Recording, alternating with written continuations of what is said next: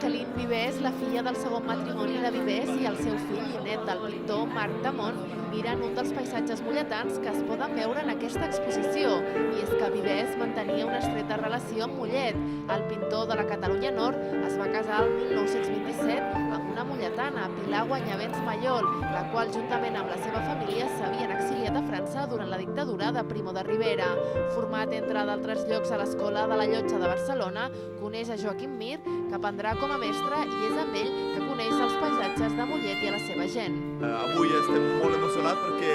descobrim també una obra molt antiga, molt completa del meu avi, i sobretot a Mollet hi ha una relació artística, hi ha una relació de família, però també hi ha una relació humana, històrica, amb aquest poble, perquè ha pogut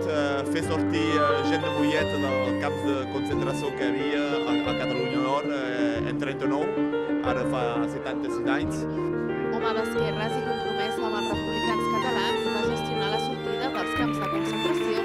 nombrosos artistes, entre els quals Clavé, Fonseré, Gallicó i el pintor murcià Pedro Flores. Coneixedor que en aquests camps també s'hi trobaven diferents molletans, l'artista col·labora junt amb els guanyavents a que puguin sortir-ne exiliats cognoms com Tura, Ambrós, Fortuny, Pasqual o Mallol, entre d'altres. En aquest moment, una persona que fa molts i molts anys, més de 70, havia estat a Mollet i que havia ajudat a molts exiliats molletans, torna a estar present a Mollet amb la seva obra, però no només ell està present, sinó tots aquests més de 80 exiliats molletans que van patir l'exili, avui també estan aquí entre nosaltres, i això